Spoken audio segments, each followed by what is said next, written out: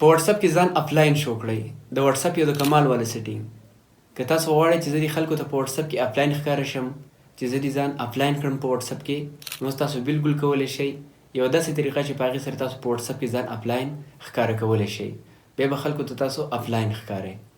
د دغه نه علاوه که تاسو چېرته خپل موبایل ماشومانو له لاس کې ورکړئ او هغه پې ډیټا آن کړي، نو تاسو د دغه نه مخکې په دغه موبایل کې چې کوم ایپ باندې انټرنیټ بندول غواړئ، تاسو به انټرنیټ هم بندولی شئ. یعنې یو ډېر زیات د کمال طریقه تاسو درښیم چې په دغه سره تاسو ته ډېره زیاته فایده در رسي. یعنې که تاسو کور کې موبایل ږدئ او ماشومان یې راخلي، نو تاسو چې کوم ایپ باندې انټرنیټ بندول غواړئ هغه هم بندولی شئ. کوم ایپ چې تاسو بندول غواړئ په هر یو ایپ بندولی شئ. بیا چې کله هم هغه ډیټا آن کړي، نو هغه ایپ به کار نه کوي، په هغې کې به څه هم نه راوړي. دغه شانتې په واتساپ کې هم تاسو ځان اپلاین شو کولی شئ. دغه دپاره زه تاسو نوره مکمل طریقه راښیم د موبایل په سکرین کې. د هغې دپاره ځو د موبایل سکرین طرف ته. دا نه مخکې تاسو که ویډیو مو خوښ شو ملګرو سره شیر کړئ. ځو مکمل طریقه زده کوو.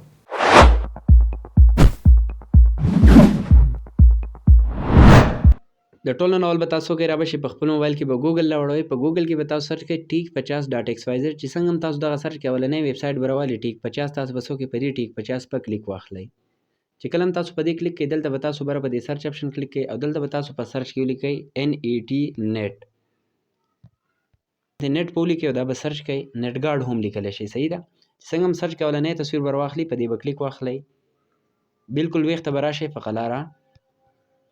چې څنګه هم تاسو دلته راشئ، نو دلته اکثر کسان بیا وایي د ډاونلوډ بټن نشته، یعنې ډاونلوډ آپشن پکې نشته. نو دلته تاسو له دا ټایم درکړی دی. صحیح ده. دا ټایم چې څنګه هم پوره شي، 1 ته راورسي، نو دلته به تاسو له ډاونلوډ بټن درکړي. دلته لاندې لیکلی دی چې جنریټینګ ډاونلوډ لینک، یعنې د ډاونلوډینګ لینک چې کوم دی هغه را روان دی. صحیح ده. ګورئ دا سیکنډ چې څنګه هم پوره شي، دلته به تاسو له ډاونلوډ بټن درکړي. دا وګورئ، دا یې درکړو. تاسو به څوکې په دې به کلیک واخلئ او دا ایپ په ډاونلوډ کړئ. چې څنګه مې اپ ډاونلوډ کړئ، دا به اګري کړئ. چې اګري کړئ، دلته به تاسو ته مختلف اپشنونه درکړي. دا اوکې اوکې، دا ټول به هر څه تاسو وکئ، اوکې به یې کوئ. دغه شانتې اوکې به یې کوئ. صحیح ده. ټول ایپ به تاسو سره دلته راواخلي. اوس دلته به تاسو څه وکئ، بیا به راشئ دا آپشن به آن کئ.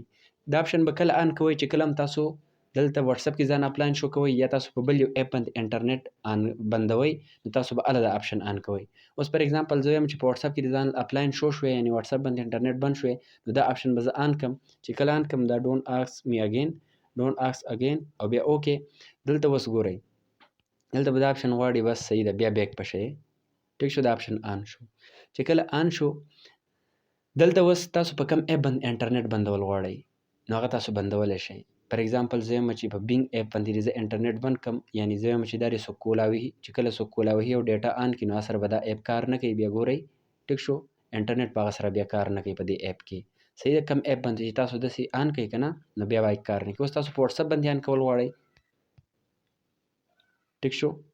دلته دا دوه آپشنونه دي، سیګنل دی، وای فای ده. په واتساپ باندې چې ما دا اپ کړو، اوس به زه چاته آنلاین نه ښکارم، بالکل اپلاین به یم. ما ته څوک میسج کوي، نو هغه ته به دا پته لګي چې دی اپلاین دی. صحیح ده. چې کله بیا تاسو واپس دا آپشنونه آن کړئ، یعنې دا بیا کولاو کړئ، نو بیا به تاسو آنلاین ښکارئ. صحیح ده.